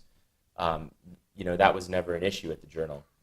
Now the Journal does have sports, a pretty good sports section. I would hope that, we still wouldn't weigh those things. I don't think we do. But that's sort of my, view is on covering this story, if that's something I can add. Yeah, that's very few journalists. I know a lot of people in cycling. It is that have been fired because they've written something that goes against the sport, and it's difficult. It seemed like a lot of journalists thought, well, if I just there's a cloud of suspicion over Lance's head, but he denies doping, that, okay, they mentioned it, then they were safe. And it was always, let's follow any accusation with all the great work that he does through his foundation, which was another thing he used, I feel, to protect himself from answering questions. But what I also want to just make clear, it wasn't just about showing that some guy took drugs. That's not, no. To me, that's not a story. The story was that it was so vast, and there were real victims. In talking to you guys and many other people, it was just the human toll was so evident that, that combined with the fact that, look, as a journalist, it's a fascinating conspiracy, a fascinating business story. It was just something. But we were ignored. The Le Mans and I were essentially ignored because people believed. Well, if you hadn't been ignored, then I never would have written any stories. That's what I was saying. There were a lot of really dedicated journalists that just got shut down. And they were trying to do their job, and it's like, I kind of laughed that I got into kind of a lawsuit to defend my bike company. And, I had money, some assets, and I thought, oh, God, it's a no-brainer. This is extortion. It's tortious interference, and I ran out of money, basically. I couldn't even get to trial, and spending money on lawyers, and then I only smiled when Nowitzki was taunted. So I go, okay, at least, I felt prey to a very good, a very strong. When I see a Department of Justice investigator, FDA investigator, being taunted by Well, team. or the influence, and then we just thought, how did we ever have a hope? The organization was too big and too powerful for us. I was trying to keep my business alive. I actually love cycling, and it was my life since I got into it, 14 years old, it's been but it's been almost a clear line for me. I can't really be involved, but I believe cycling is an incredible sport. I really believe that the riders do want to change. It should be the riders. It should be the teams. They should get rid of the UCI. I don't care about the IOC. I'm sorry. We actually have actually destroyed the sport because of an event every 4 years. I never raced the Olympics. The Tour de France was by itself. And when you think about it, the World Championship Olympics, 10 guys get to go in the U.S. from cycling? And we're letting guys in Switzerland destroy the sport. And I'm saying, I kind of made a little plea to people, put your money where your mouth is. The idea of a governing body, and I'm going to talk to you this later, but is an antiquated system. I mean, organizers, we had MS 150 this weekend, 17,000 people. No UCI was involved. UCI just made a rule, was passing a rule that anybody who's a competitor has a UCI license. If they competed in the MS 150, they will get suspended from the UCI, USA Cycling. And I say, this sport's way more powerful than a bunch of suits in Switzerland and a bunch of guys in Colorado Springs. Not these guys. These guys. The good guys. But I just would love to see. It's organizers put on events. They need insurance. That's why USA Cycling exists. Shit, you get like Costco. You amortize everybody becomes a member, and you find alternative ways. And so that's where the sport needs to go back to the people who really love cycling. That's the big growth as I see these Grand Fondas, these cycling events. They're basically races that have 10,000 people. So Betsy's going to grab you. Yeah. right. Okay, question. We're going to give the audience a shot at it. I'm going to give some Oh, people. wow. I'll start here sport. and I'll work around. Let's keep these as short as you can. We've All got right. a few people. Is this on? It's Yeah. on. After reading Tyler's book and David Walsh's book, just first off, I want to say that for the people who haven't read those, everybody up there's a hero because they stood up to tyranny for, 10, 12, 15 years. So I have one quick question for each of you. Oakley threatened you, didn't they? And then Stephanie did. Stephanie did. It wasn't from Oakley? She was employed by Oakley. When she threatened me, I don't know if she was still employed by Oakley. Oh, okay. And then Trek They paid went her after people. you, didn't they? Yeah. I had, it was. Yes. Answer, yes. Yeah. I will answer. Right. and then for Bill, I've heard one rumor that Nike also contributed to a payoff to help Pi test results. Have you ever followed up on that, or is anybody checking into that? I don't have, and I can't confirm that. I don't have, can't talk about open things or Okay. anything, but I can't confirm. Let's keep it to one question per person. All right. All right? Why don't you go behind you, and then I'll come over here. I want to. I'll come around. Can you hear me? I want to thank you all for great comments. This conference says sports and media, and I think some of the media is based on the investigative journalism component. But I think there's a big part of the media that has not been talked about. And I'd like to have your collective opinion about the participation, I feel like even the accomplice component of OLN versus NBC Universal that feeds these stories every year of a great race, competition, pure, and then to find out weeks after the race that it's tainted and there's somebody that has to quit either during or after the race. They've made millions of dollars. In a sense, the entire cycling industry is dependent to some degree on NBC Universal's promotion of the Tour de France. And yet I don't hear anything about discussions with Stephen Burke, who's the president of NBC Universal, or anybody at Comcast. What's your opinion of their responsibility to not promote a sport that's tainted until they assist in cleaning it up? Reed, you answer. But Yeah. Reed wants to say something. What's that? No, Betsy wanted me to say something. Yeah, but you but I'll keep. I mean, my point is you have to differentiate between journalism and entertainment. Yeah. I mean, I don't know. Is there a responsibility that I see these sports broadcasters is that there's an entertainment component to those networks, and I think that's how they view it. So, I think that for them, it's when it comes to entertainment, it's about the bottom line. It's about do these scandals affect the bottom line? And I think if people stop watching because of the doping, then they're going to have to address that. But look at Fox and the NFL. They've been instrumental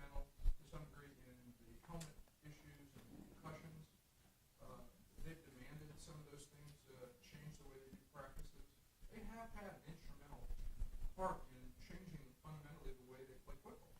I mean, I agree, and I understand the entertainment, and it is kind of like, I actually look at the Tour de France, they're organized, they put on the best event. You leave it up to the UCI that's supposed to implement this with the anti-doping agencies. But I know in 2007 when German TV pulled out, other TV broadcasters were pulling out of the tour. And that flipped management to say, we're leaving our future towards a few handful of people at the UCI. And I do believe it can make a difference. I understand the entertainment value. And it is, if it falls apart, but it'd be, even for NBC's investment into it, they could influence ASO to, it could influence a whole bunch of people to go get rid of this group. Let's work with WADA, USADA, and figure out the Right. problem. Well, I think it would be great if I think with the German TV that was a unique situation. I think it would be great if there was more altruism in these networks. I'm just saying that they could use a little kick in the butt from, Well, that is our job. I mean, you talked about the helmet issue. Well, it didn't start with Fox. It started with newspapers really writing stories about it, and then it trickled up. It became such a huge, loud issue that they had to address it.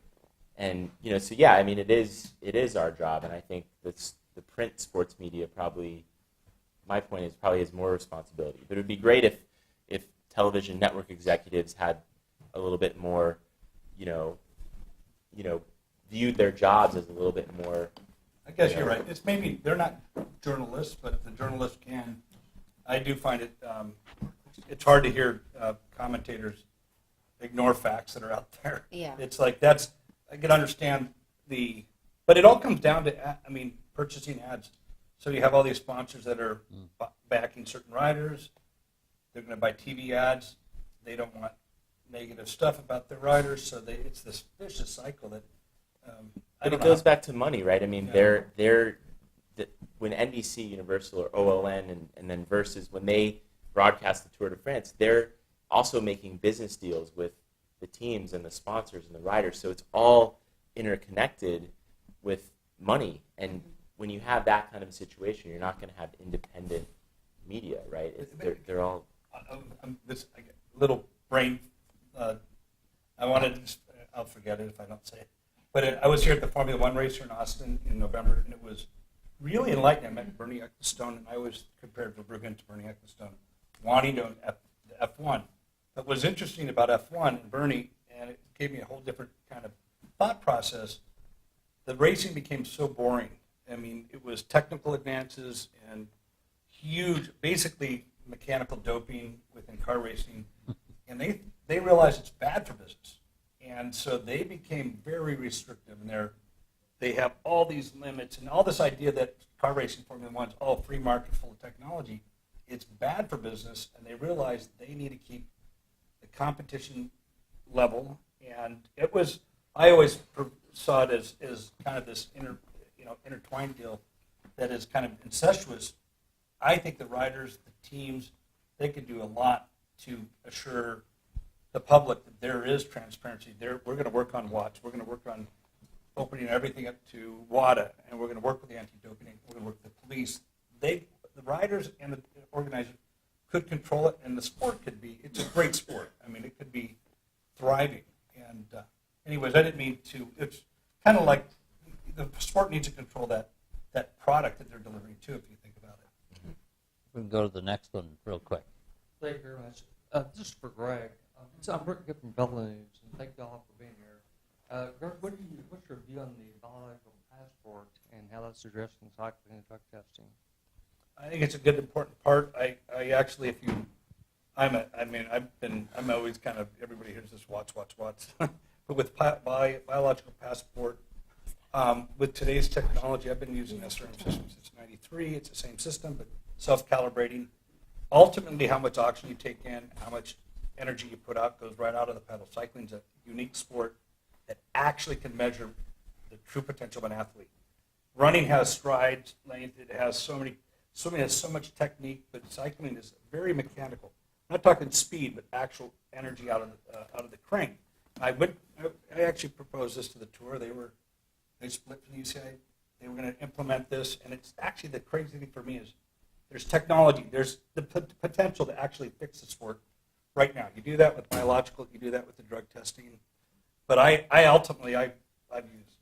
say you can actually see blood doping. You can see somebody who's boosting themselves. And there's a couple good Through the articles. Watt output. Yep. Yeah.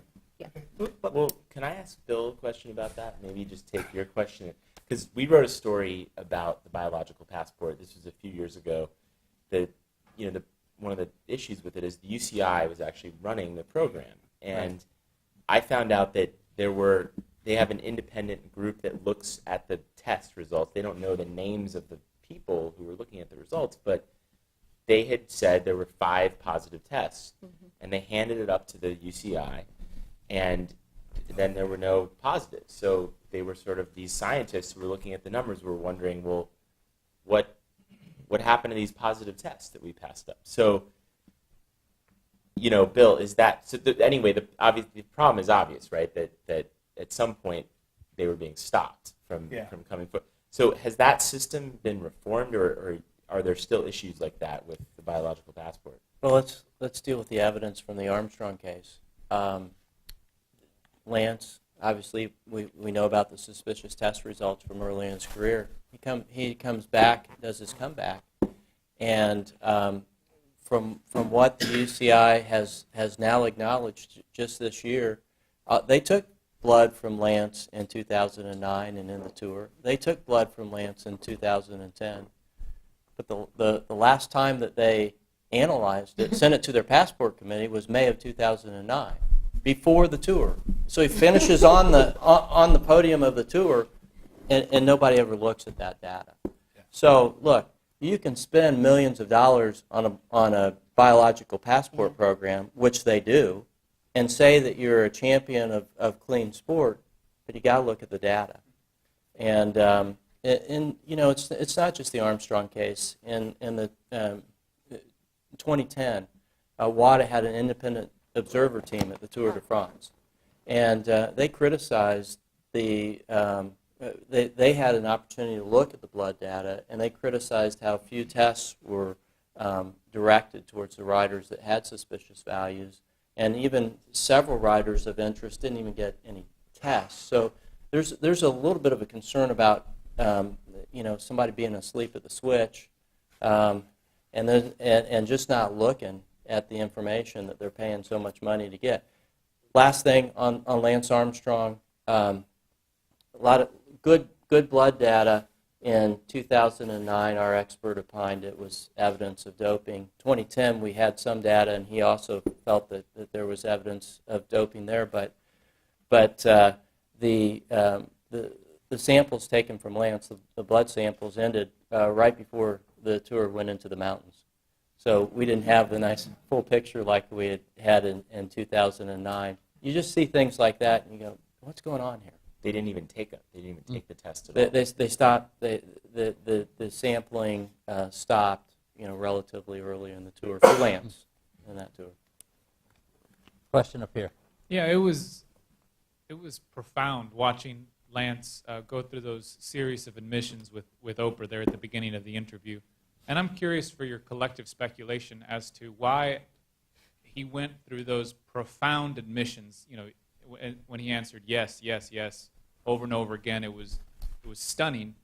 And I'm curious to hear your collective speculation as to why, when he arrived at the hospital incident, he refused to validate that account of yours, Betsy. And but what would you speculate were the personal advantages, the legal advantages, the political, the financial?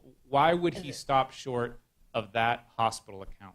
There were advantages into not admitting that it happened because, let's face it, he had Craig Nichols, his doctor, who signed an affidavit and said that he never asked Lance if he had ever used anything. I don't know about you, but when I go to the doctor, one of the very first questions I'm asked is, what medications are you on? Do you drink? Do you smoke? But for a cancer patient, he was never asked any of those questions. So I think Lance is protecting first and foremost Craig Nichols, his doctor, and he's protecting Stephanie McIlvaine, who went before the grand jury.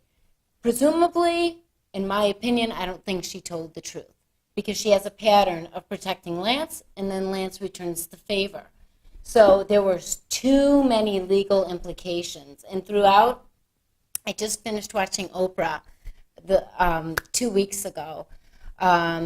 He cherry-picked the truth. And I think he should be lauded for wanting to tell the truth and for saying that he was a cheat. However, he did not come forward. And this is where Lance could still be part of the solution, but he refuses to. And instead, he wants to be viewed as part of the victim. And I have said, and I told him, I will be your biggest supporter if you come forward. And he hasn't taken me up on the offer. Hi. Question here. It seems to me that part of the problem with the culture of doping and cycling is the willful ignorance that a lot of riders take. That I think some of them want to dope to win, and I think others just simply close their eyes and don't ask any questions. Is USADA in any type of a position to influence like a standard of care or some sort of standardized method for accepting medicine and syringes and whatnot from doctors? Okay. I don't think I said that very clear, did I?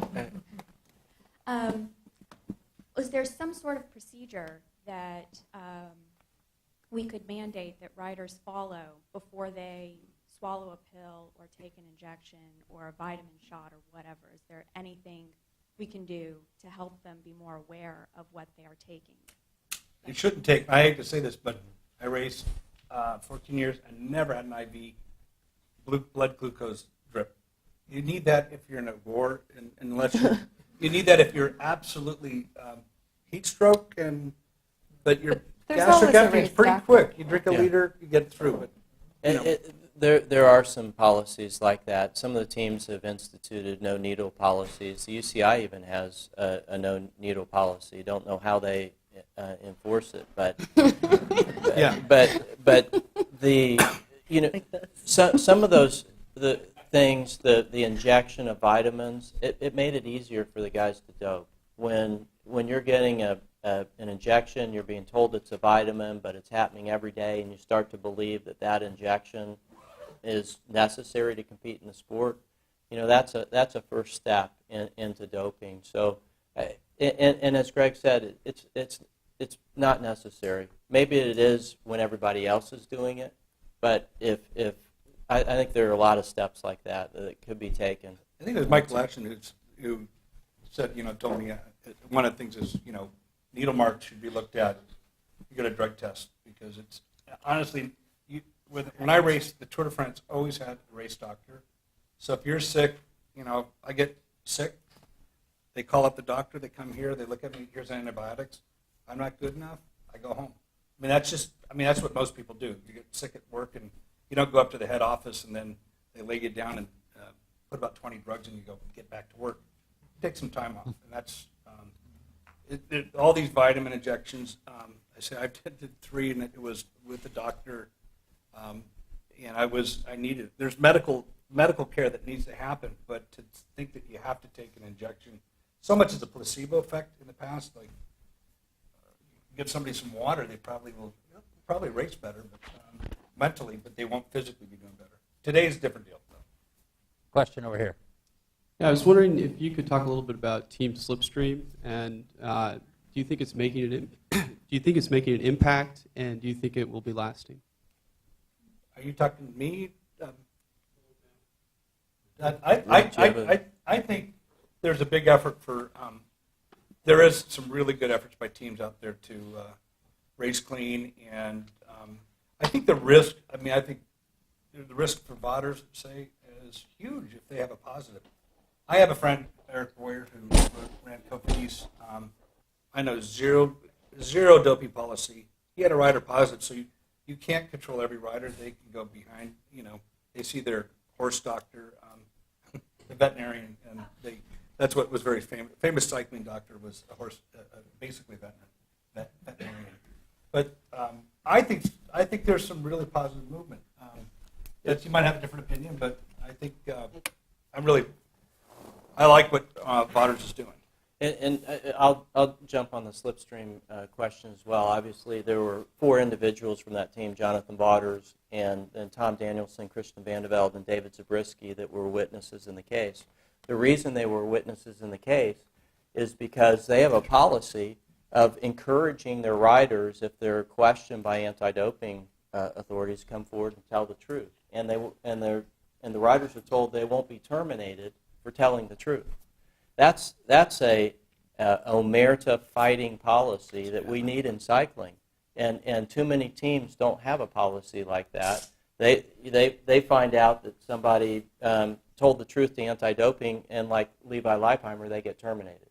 So there's some real good things that Slipstream is doing, and that one was very important to our investigation. We'll do probably 1 or 2 more, and then we'll let you go. Go ahead. Really quickly, it's great having a real Tour de France American winner here. But I would have preferred to have Armstrong 7 tours. I would have preferred to have Armstrong 7 Tour de France wins. I mean, for me, for the sport and everything, Ask the question. We don't know what. I just want to make that clear. I don't rejoice over Armstrong being ripped over seven tours. Which leads to the question. So we've mentioned a couple names, Hine, Pat, Lance, Ferrari. Is it that simple to just remove those individuals, or do we need a much bigger shift in the thinking so that it's not UCI? Well, if we remove the management at the UCI, I think that will contribute to a shift, and that would change things greatly. Without separating the drug testing from the UCI, it will never work. I mean, you can't have it. It's got to be out of Switzerland for one. Okay. That's what I think. Man, these women are really tough on me. And we only mentioned a few names, but there are many more names that probably are worthy of mention, but many that aren't known. And so, a full opportunity for that information to get out there in the public domain, I think, is important, and that's what USADA has been advocating. I guess that's your job. Yeah.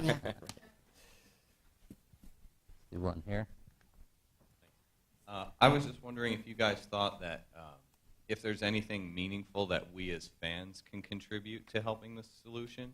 We talked a little bit about what happened with the German TV and how that could, maybe happen in this country some way. But is there anything else that we can do to help? I would say just don't buy the products of the people who support the dopers.